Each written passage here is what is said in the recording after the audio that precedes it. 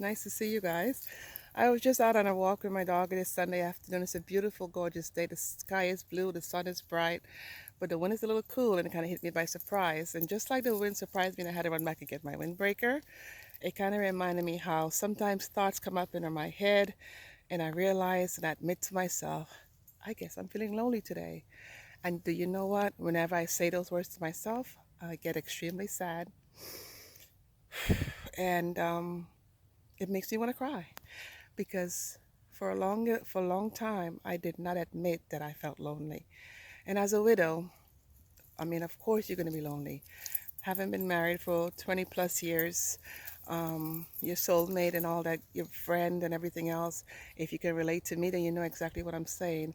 But I used to be embarrassed to say that I was lonely, especially when I see my friends having fun with their mates and they do things and they don't include you because I guess they feel bad inviting you because you're not paired off like they are, or whatever the reasons are and were.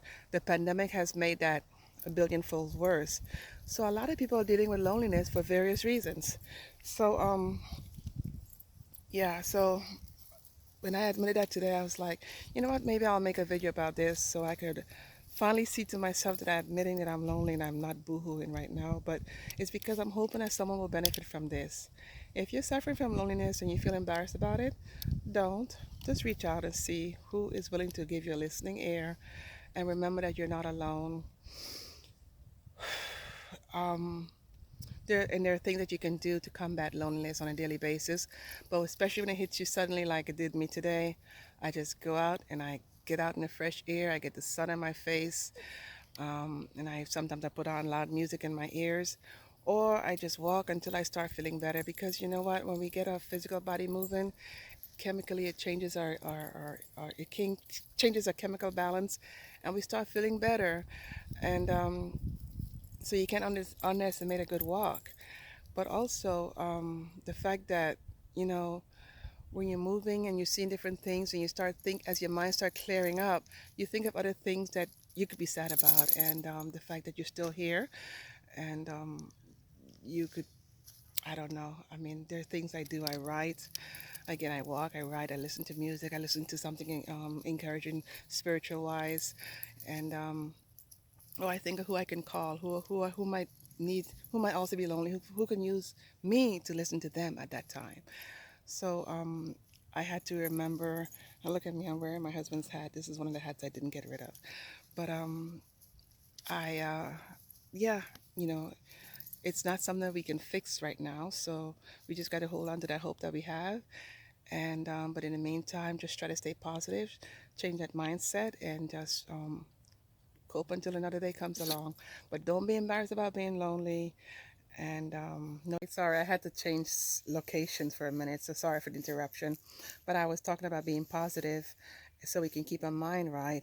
And I've had someone in more than one person approach me a couple of times because they see I post a lot of positivity.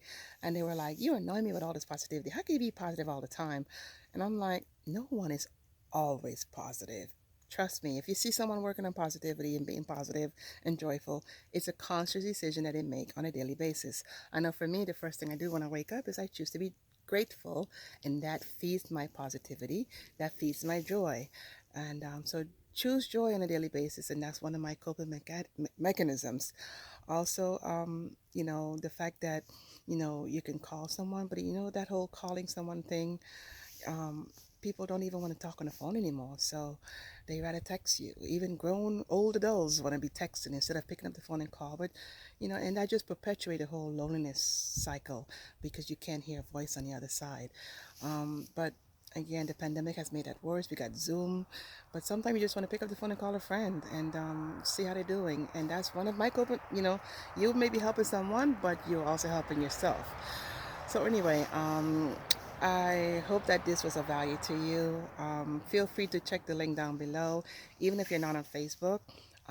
The challenge, emotional wellness challenge, is set up in a way where I would shoot you an email on a daily basis for 30 days, where you can try a step that helps with whatever emotion you're dealing with. And I am not a medical doctor. I'm not claiming to be one, but my experiences with the constant changes has moved me to become a certified life coach, and I'm hoping that I would be able to benefit many, if not a few, um, people that are dealing with purpose situations, and including loneliness and changing circumstances, and all of the above that goes along with people coping these days. So again, I hope this was of value to you. If it was, please like and subscribe to my channel and share this with someone that can use it to know that there's no shame in feeling lonely. It's a valid emotion, and there are coping mechanisms, and there's someone that's always willing to listen. But you have to let someone know what's going on, or they won't be able to help you. So again, thank you for stopping by, and I'll be talking to you again soon. Bye.